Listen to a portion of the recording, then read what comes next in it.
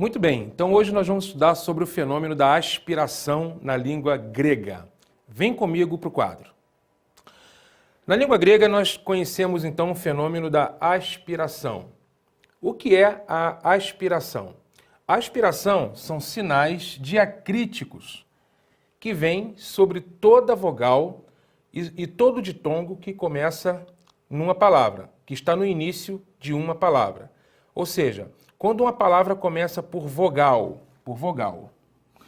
ou ela começa por um ditongo, quando essa palavra começa por vogal ou por ditongo, essa palavra ela terá uma aspiração, um acento chamado aspiração. É um sinal diacrítico que indica que essa palavra ela é aspirada. E nós vamos conhecer os tipos de aspiração que existem na língua grega. Acompanha comigo. A aspiração é designada por um sinal, né, chamado de espírito. Espírito. Compreenda bem. Espírito em grego é um sinal de aspiração, né? E essa palavra, né, espírito, vem do latim spiritus, que significa sopro. Tá? Então, o que é a aspiração? A aspiração ela é designada por sinais que são chamados de espíritos, e esses espíritos vêm do latim spiritus, que significa sopro. Então, veja comigo como que esses sinais eles são feitos. Então, eis aqui um tipo de aspiração, né? Aqui está a letra alfa, a vogal alfa, não é? E em cima da vogal alfa, você vai notar que existe um sinalzinho, né? Um sinalzinho, olha só o sinalzinho. Esse sinalzinho aqui é que é a aspiração. Esse sinal é a aspiração, é um tipo de aspiração que você já vai aprender que tipo de aspiração que se refere a esse sinal. Um outro tipo de aspiração, de sinal de aspiração, repara, é justamente esse que você passa a ver agora, olha. Em cima da vogal alfa, nós percebemos um outro tipo de aspiração, que é esse aqui. Você pode notar a diferença de um para outro? Olhe bem para um e olhe bem para outro. Note que esse primeiro, ele é como se ele tivesse, né, uma curvatura para a direita. Esse outro aqui, ele tem uma curvatura para a esquerda, né?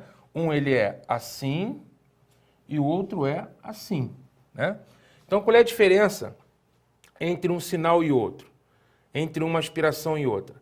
É que a primeira aspiração, ela tem uma curvatura para uma direção e o outro tem uma curvatura para outra direção. Um tem para a direita e o outro tem para a esquerda. Note? Percebeu? Então, essa é a aspiração, é o sinal da aspiração na língua grega. É o sinal da aspiração na língua grega. Nós vamos perceber e compreender que essa aspiração vai fazer com que a vogal seja pronunciada de maneira diferente. Quando a aspiração ela é assim, a vogal vai ser pronunciada de uma forma. Por outro lado, se a aspiração for desse jeito, ela vai ser pronunciada de outra forma. Então, até o momento, o que você está ouvindo? Você está aprendendo que a aspiração, na língua grega, são sinais chamados também de espíritos, que vem do latim espírito, que significa sopro, e que essa aspiração ela é colocada na parte superior da vogal, não é em cima da vogal. Em cima da vogal. A vogal alfa, ela tem um sinalzinho. Nesse primeiro alfa, o sinal da aspiração está apontando, a curvatura dele está para a direita. E o segundo está para à esquerda. Então, a curvatura vai mostrar para a gente se a aspiração é de um tipo ou se ela é de outro. Muito bem. Vamos avançando no nosso estudo do grego instrumental. Existem basicamente dois tipos de aspiração. Ou a aspiração será chamada de branda, ou também chamada de suave. Aspiração branda ou suave. Aspiração branda ou suave. Como ela também será chamada de áspera ou rude. Então, a aspiração será branda ou suave, ou ela será áspera e rude. E nós vamos verificar como se pronuncia uma palavra cuja aspiração é branda e como que se pronuncia uma palavra cuja aspiração é áspera ou rude.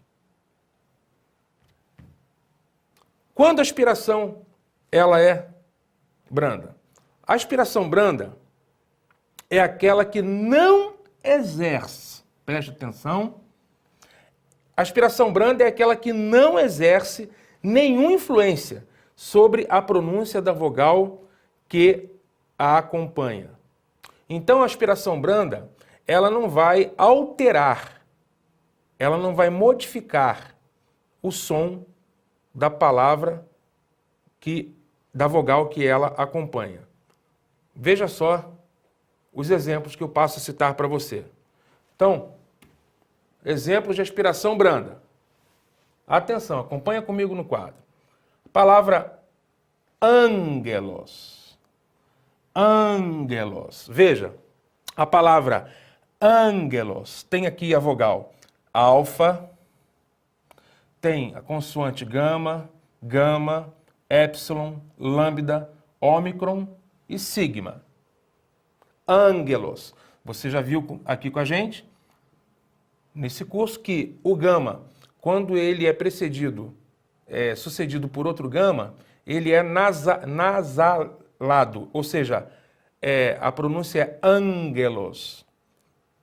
E o que é ângelos? Ângelos significa mensageiro, também traduzido como anjo. Ângelos também é traduzido como anjo, né? Mas em algumas partes pode ser traduzido como anjo, em outros contextos é traduzido como mensageiro, vai depender do contexto.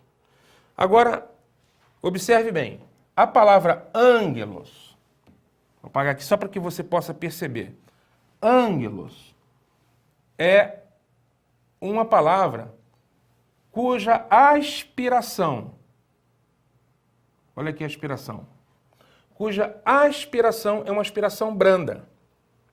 Veja que o som do alfa, ele não foi alterado. Ângelos. Veja que aqui nós temos, na mesma vogal, um sinal de aspiração e um acento agudo. Veja só que nós temos aqui um acento agudo e aqui um sinal de aspiração branda. Veja que a aspiração branda, ela é apontada, a curvatura, né, ela é apontada para a direita, a curvatura da aspiração branda, e não modifica a pronúncia da palavra. Então, ângelos significa mensageiro, não modificou, portanto, a pronúncia da vogal alfa. Próximo exemplo, nós temos aqui a palavra antropos. Antropos. Essa palavra é familiar a você com certeza, não é?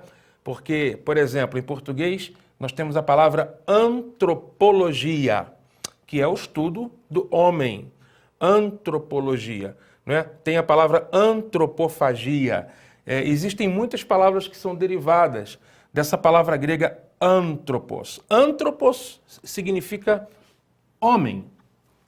Agora veja, nós temos aqui na palavra antropos, aqui na vogal alfa, nós temos uma aspiração branda,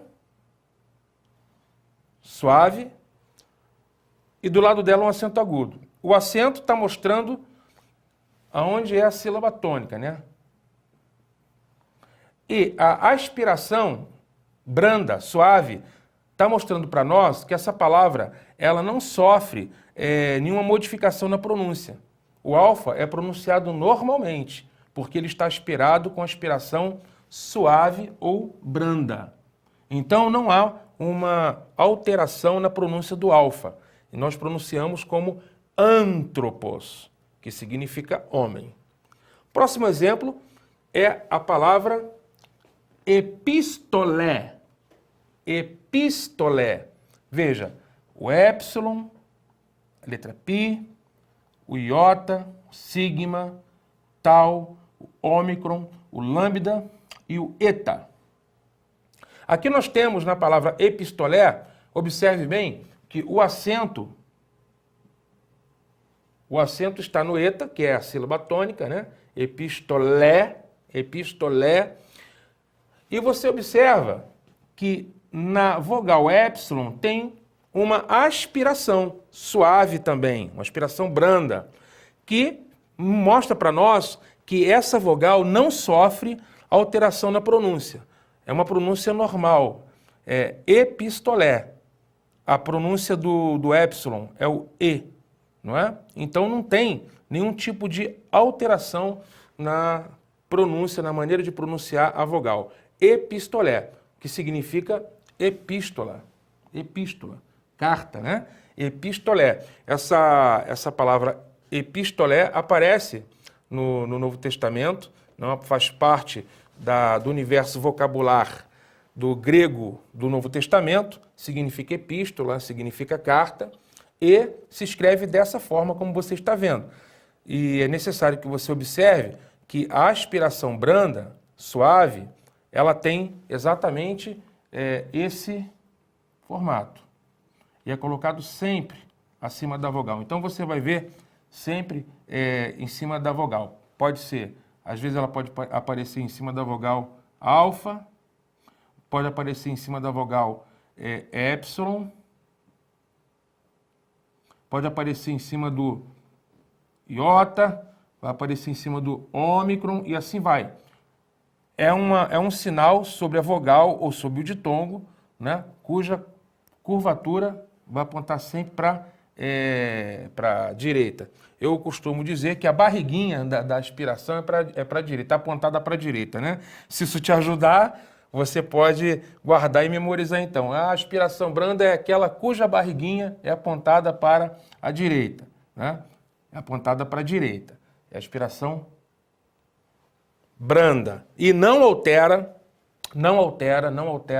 a pronúncia da vogal. Tá aprendendo grego? Grego é fácil, né? Grego, aos poucos, vai deixando de ser grego, não é para você, como quem diz, né? Isso para mim é grego, querendo dizer que é difícil. Grego não é difícil, não é?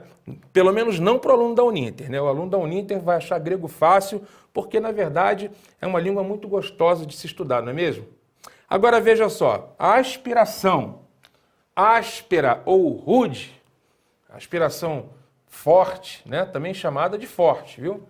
Você pode encontrar em alguma gramática essa designação, aspiração forte, né? Áspera ou rude. O que é a aspiração áspera, forte ou rude? A aspiração áspera é aquela que leva a vogal a soar como um H aspirado, não é? É um H aspirado, eu diria, levemente aspirado. Por exemplo, quando você pronuncia no inglês essa palavra aqui, ó. Como é que você leria, meu aluno, minha aluna, essa palavra? Você leria como em inglês. Em português você lê hotel, mas em inglês você leria hotel, hotel, hotel. É uma aspiração, não é? Que você faz, hotel, para poder falar. Então, no grego acontece também isso, né? Algumas vogais, elas recebem uma aspiração em que você percebe que muda um pouco a maneira de pronunciar essa palavra que leva, então, à aspiração forte. Vamos ver alguns exemplos de expiração forte. Então, note lá, acompanha comigo. A palavra, por exemplo, homoios. Repare, homoios. Homoios. Aqui está escrito homoios. Veja, é a vogal ômicron, a consoante mi, outra vogal ômicron, o iota, ômicron e sigma. Homoios. Note bem que eu não falei homoios, mas eu falei homoios. Então, quando a aspiração ela é áspera, quando ela é forte, quando ela é mais intensa, rude, não é? Quando a barriguinha da aspiração está apontada para a esquerda, o que vai acontecer? A pronúncia da palavra vai mudar. Então, ao invés de eu pronunciar homoios, eu estou pronunciando homoios. Acompanhe comigo no quadro. Então, veja, quando a barriguinha ela está apontada para a esquerda, nós estamos falando barriguinha porque é uma maneira da gente guardar, né? É uma curvatura, não é um sinal que tem uma curvatura, então eu estou chamando isso de uma barriguinha do sinal, para você memorizar mais facilmente. Quando essa barriguinha é apontada para a esquerda, então a vogal vai sofrer uma modificação na sua pronúncia, não é? Que ela se torna, então, aspirada de maneira mais forte. Então, homoios. Se não tivesse essa aspiração, eu leria homoios. Por exemplo, se estivesse assim, ó.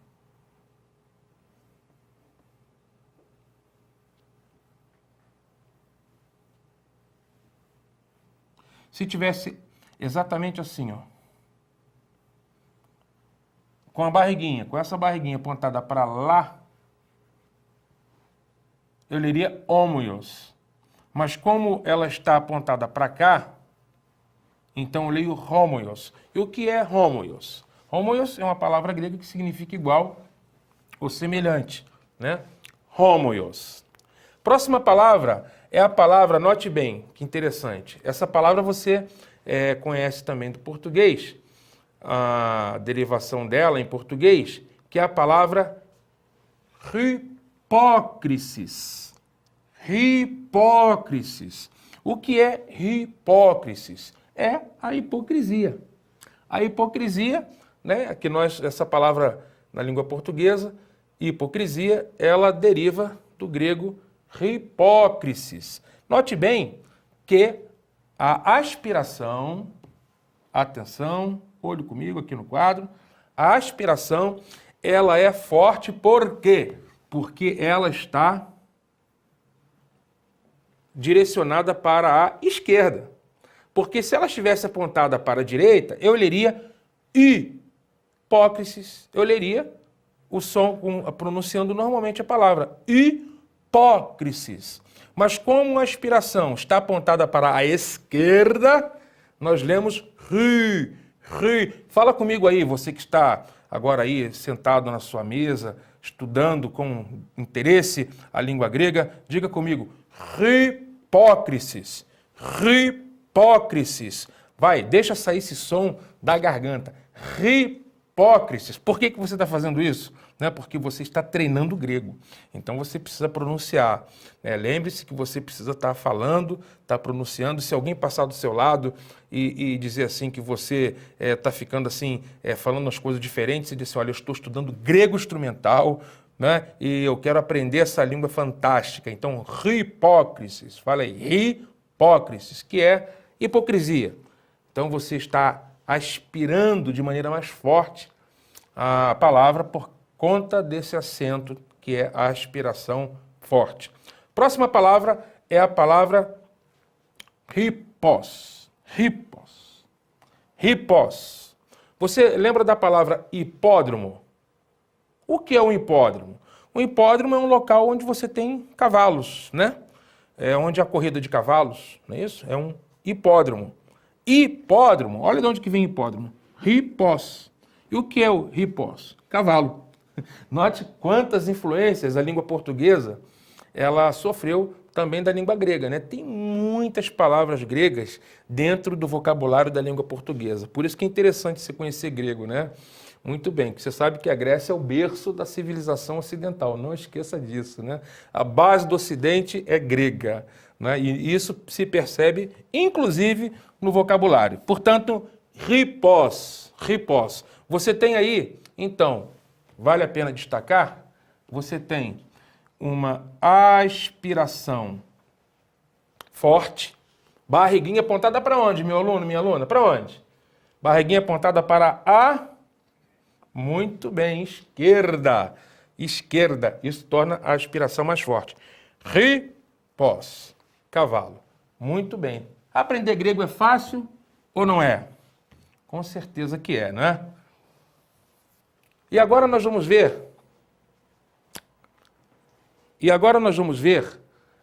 o fenômeno muito semelhante ao fenômeno que acontece na língua portuguesa, que é o fenômeno da acentuação, onde você vai perceber muitas semelhanças com a acentuação na nossa língua portuguesa. Isso torna o nosso estudo do grego mais confortável e mais fácil.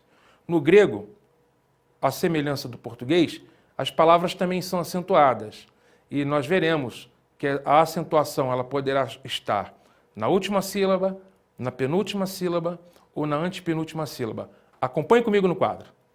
Então, quanto à classificação, os acentos poderão ser, primeiramente, as palavras poderão ser oxítonas, está lembrando aí das aulas de português? Não é? Exatamente. Oxítonas, quando são acentuadas na última sílaba. Paroxítonas, quando são acentuadas na penúltima sílaba. Proparoxítonas, parece nome de remédio, né? Mas não é não, é nome de acento mesmo. Proparoxítona é a palavra acentuada na penúltima sílaba. Perispômenas, que são palavras acentuadas com acento circunflexo na última sílaba. E properispômenas, cujo acento é circunflexo na penúltima sílaba. Você vai aprender comigo. Atenção, vamos continuar o estudo da língua grega, primeiramente estudando as palavras oxítonas. Então veja, primeiramente as oxítonas. As oxítonas são aquelas que levam acento agudo na última sílaba. Exemplo, veja só a palavra teós. Fala comigo aí. Teós. Teós. O que é teós? Teós significa Deus, né?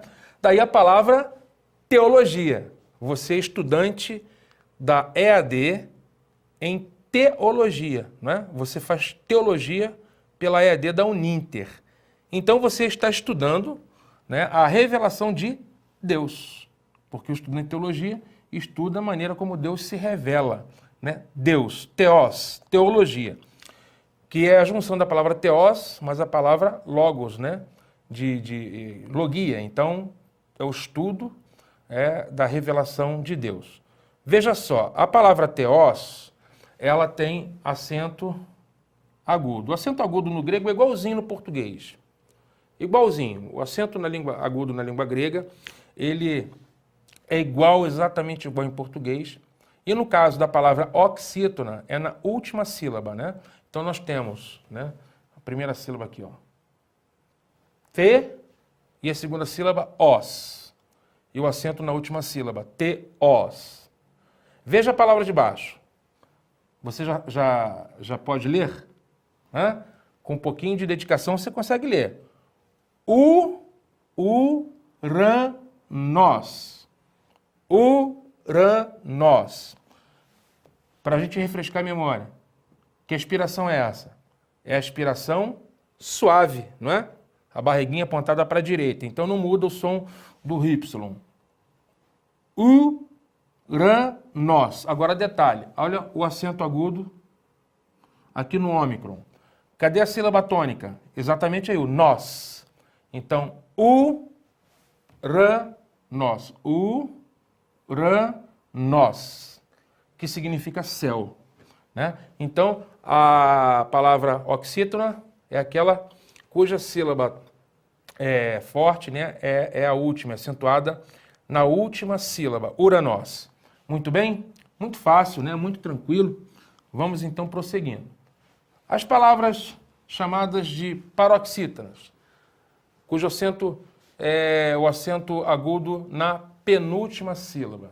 Então veja bem, leva um acento agudo na penúltima sílaba. Exemplo, veja comigo, palavra logos. Separei aqui as sílabas. Logos, a última sílaba é essa, né? Gos. E a primeira sílaba é o ló. Logos. O que é logos?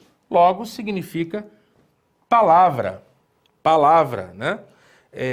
A palavra estava no princípio com Deus, diz o Evangelho de João no capítulo 1, verso 1.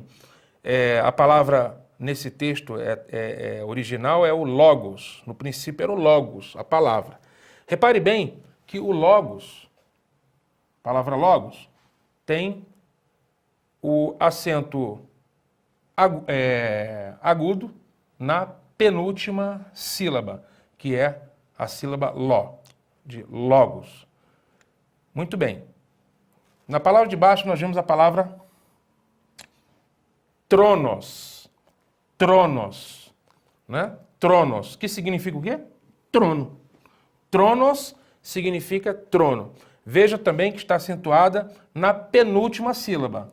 A última sílaba é essa, nos, e a primeira sílaba é trono. Então, como ela tem duas sílabas, essa primeira é a penúltima. É a penúltima sílaba, tronos. Portanto, é uma palavra paroxítona, porque a paroxítona é acentuada na penúltima sílaba. Muito fácil o alfabeto grego, né? Você não está vendo nada que você não conhecesse em português.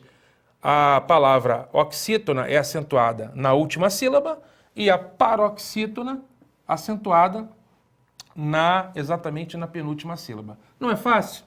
Continuando esse estudo fascinante da língua grega, vamos continuar. O que são, então, as proparoxítonas?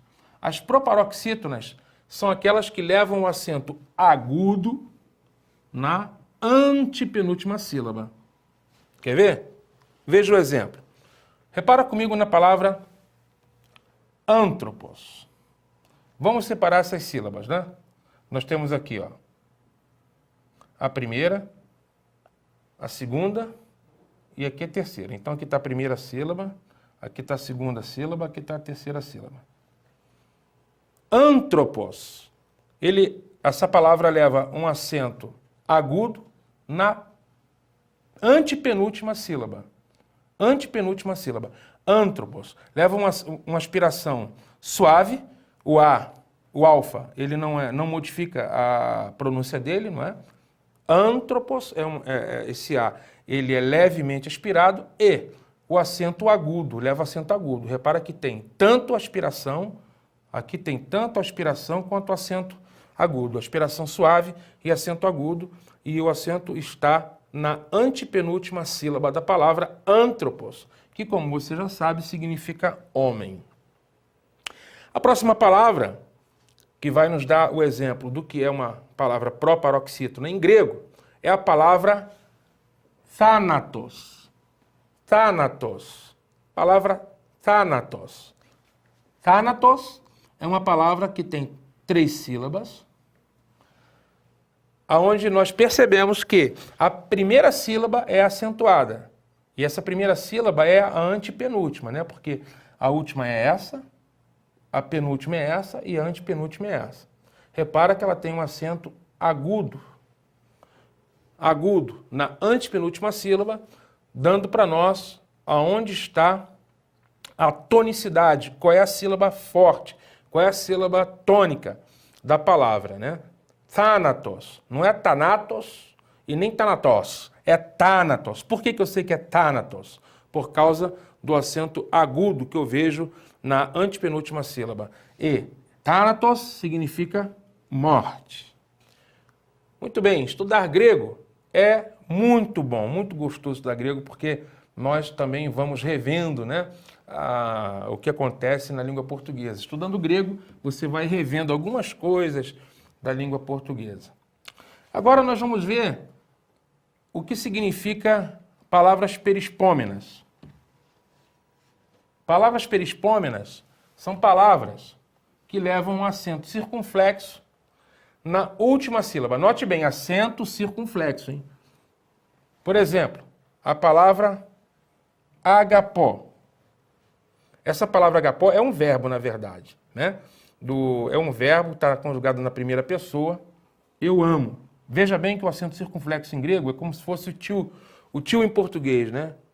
É assim. E está justamente na última sílaba, né?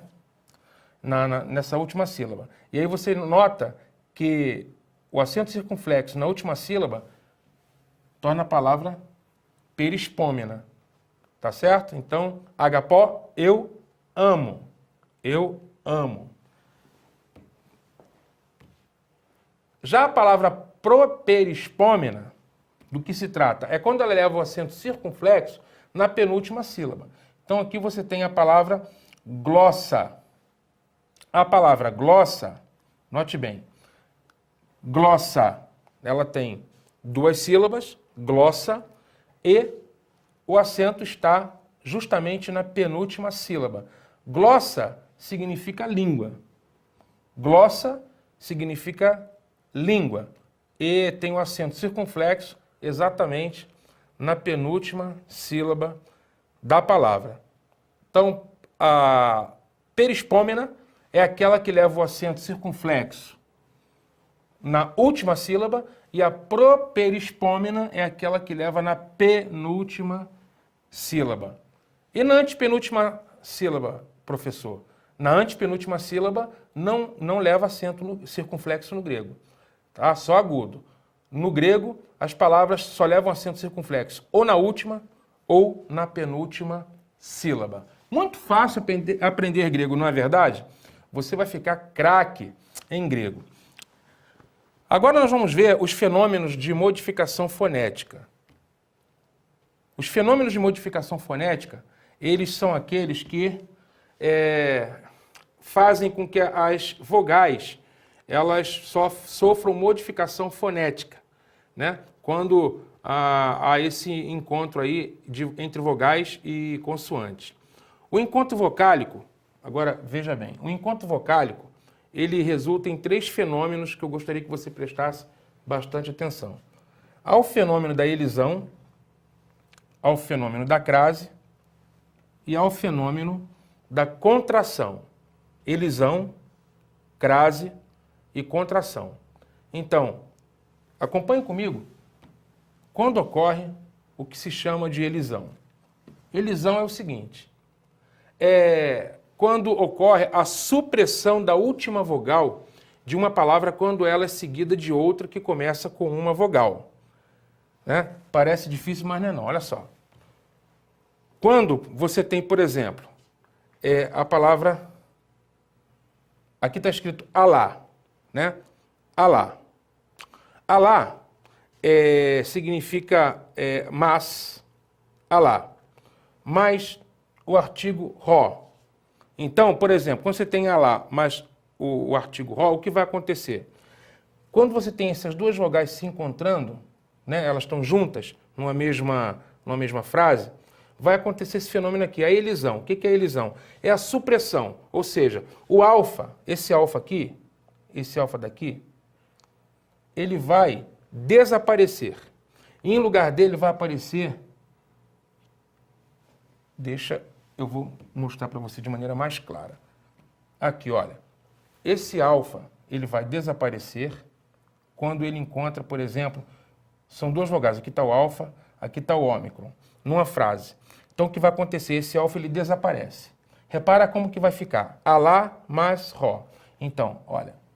Aqui é al. E cadê o alfa daqui? Ele sumiu. O alfa não está aqui, ele sumiu. Em lugar dele, o que vai aparecer? Vai aparecer exatamente esse apóstrofo. Esse apóstrofo vai indicar para nós que havia ali uma vogal, mas que ela foi suprimida. Então, e logo em seguida vai ter o Ró na sequência da frase. Então o alfa desaparece. Aí fica aló, né? Aló. Veja só, na frase de baixo. Aló poion. O que está escrito aqui? Aló poion. O alfa foi suprimido pelo encontro com a vogal ômicron e em lugar dele vai aparecer um apóstrofo. É isso que é a elisão. É a supressão da vogal quando ela encontra uma outra palavra que começa também com uma vogal. Isso é a elisão. Alopoion significa mas aquele que faz. Poion é o verbo, vem do verbo poio, que é o verbo fazer, né? Então aqui está escrito mais aquele que faz. E a elisão é essa supressão da vogal alfa. É simplesmente isso. A elisão é a supressão da última vogal de uma palavra quando ela é seguida de outra que começa também com vogal, como é o caso que você acabou de ver, né? Alá termina com a palavra alfa, com a vogal alfa, que encontra, por sua vez, uma outra vogal ômicron. Então, há a supressão da vogal. Fácil, né? Crase. A crase é similar ao processo da elisão. Então, isso te deixa mais confortável de saber, não é? A última vogal de uma palavra se funde com a vogal da palavra seguinte. Aqui, no caso, é um processo de fusão, né? E não de... Não é, na verdade, é a junção que... Mas não aparece o apóstrofo. Por exemplo, você vai ver aqui, o iota, nessa frase de baixo. Cai, mas ego. Quer dizer, cai é uma conjunção que significa e. E. Mas ego, que significa eu. Então está assim, cai, mas ego. Como vai ficar? Aqui vai acontecer o quê? O iota, ele vai desaparecer e vai permanecer o ômega, né? Então vai ficar a palavra cai, mas ego fica cagó. Por quê? Porque houve o fenômeno da crase. Agora, detalhe. Esse sinal aqui, ó, veja bem, esse sinal aqui,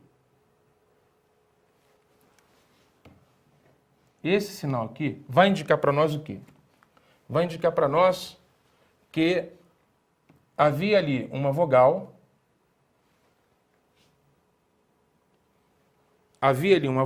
e essa vogal, ela é como que se ela desaparecesse e a outra fosse mantida, que o iota desaparece, esse iota desaparece e esse ômega permanece. Então a crase vai indicar que o iota desapareceu e permaneceu só o ômega. É um fenômeno da língua grega, não é? Que você precisa conhecer. Então quando você vê esse fenômeno da crase é porque tinha um encontro de vogais onde uma some e a outra permanece. E a vogal permanece e leva o acento da crase, né? Cagó, aqui está escrito na frase de baixo, cagó rumin lego. Cagó rumin lego. E eu vos digo, e eu digo a vós. Então, aqui nessa palavra cagó é o encontro entre cai mais egó, de onde se lê a palavra cagó. Não é? Então, é uma questão somente de você prestar atenção que esses fenômenos eles são comuns na língua grega. O que é a contração? A contração é a eliminação do hiato formado no encontro da vogal de ligação nas flexões verbal e nominal de um tema vocálico. Vamos ver como que acontece esse fenômeno. Veja só, acompanha comigo. Você tem, por exemplo, o alfa. Quando o alfa encontra o ômicron, eles se tornam ômega. Isso é contração, eles se contraem. Quando o alfa encontra o ômega, vai permanecer o ômega. Quando o alfa encontrar um ditongo oi, se tornarão ômega. E o épsilon, com outro épsilon, nós teremos aí o ditongo ei, né? Quando se contrai, quando há esse encontro dessas vogais, há uma contração onde elas se tornam uma outra vogal. Alfa mais o ômicron se tornam ômega, o alfa mais ômega se tornam ômega, alfa mais esse ditongo se tornam ômega, e nós temos aqui o épsilon, com esse épsilon que se torna esse ditongo ei. Como você pode ver, na língua grega nós temos esses fenômenos que alguns deles são muito semelhantes ao que acontece na língua portuguesa, principalmente no que tange a questão da acentuação, né? Os acentos que nós vimos, agudo, o acento agudo e o circunflexo, existem na língua portuguesa. Não exatamente o circunflexo como na língua grega, mas o agudo, sim. Nós podemos dizer que o agudo ele existe, e essa classificação do acento, quando a palavra é oxítona, quando ela é paroxítona, quando ela é proparoxítona, nós vemos também esse fenômeno se repetindo na língua grega. É necessário que você preste atenção, porque esses fenômenos que se distinguem da língua portuguesa, principalmente esses fenômenos de elisão, de supressão de vogal, é que não temos na nossa língua. E aí é necessário que você possa estudar, que você venha a se concentrar nesses detalhes, que você possa ver o material. Agora, com certeza não é nada difícil. O que importa é que você perceba que também no grego as palavras são acentuadas. E sabendo disso, você vai poder ler, né? Quando você lê a palavra no grego, você sabe onde está o acento, e você pode, inclusive, conhecendo a aspiração, você vai poder perceber a maneira de pronunciar, onde está a sílaba tônica. É muito importante você perceber isso. Então, estudar grego não é tão grego quanto se pensa, não é coisa assim. O grego vai deixar de ser grego para você com o tempo, com certeza. Vamos continuar nessa jornada fascinante.